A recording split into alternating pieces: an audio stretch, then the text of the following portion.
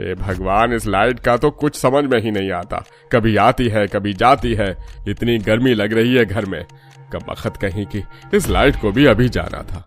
Light चली गई तो क्या हुआ पापा जी? घर के पीछे आपने जो सब्जियों की खेती कर रखी है वहां पर 2-3 खाट लगे हुए हैं। मैं तो कहती हूँ जब तक लाइट नहीं आ रही वहीं चलते हैं, वहीं सो भी लेंगे हम। बहू बिल्कुल सही कह रही है, मैं तो बहू के साथ चली जी। सिमरन, तुम चलना चाहती हो तो तुम भी चलो, तुम्हें भी अच्छा लगेगा। No thanks.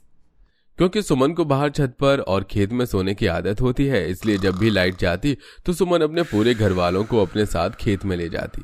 अब पूरा परिवार खेत में खाट लगाकर आराम से खेत में सोते हैं। तो वहीं गर्मी से परेशान सिमरन अपने पति से कहती है, कितनी गर्मी लग रही है यहाँ, कभी लाइट रहती भी है यहाँ या नहीं? सिमरन, तभी तो भाभी तुम्हें कह रही थी कि खेत चलो, और अब तो मुझे भी गर्मी बर्दाश्त नहीं हो रही। मैं भी खेत जा रहा हूँ सोने में, तुम्हारा मन हो तो आ जाना। तुम्हें जाना है तो तुम जाओ, मुझे कोई शौक नहीं है तुम्हारी उस गवार भाभी की बात मानने का।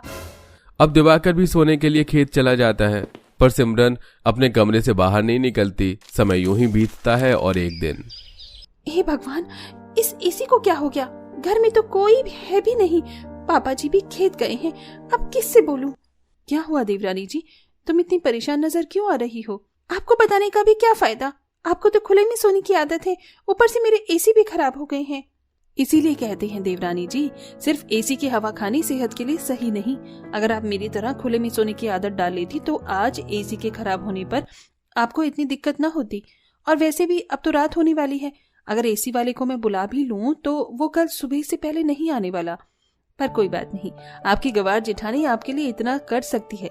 मैं अभी एसी वाले को फोन करती हूँ और उससे कहती हूँ कि जितनी जल्दी हो सके वो कल आकर सबसे पहले आपकी एसी ठीक कर दे। भले ही सिमरन सुमन को गवार कहती, पर ऐसे समय में भी सुमन अपनी देवरानी का ही साथ देती है।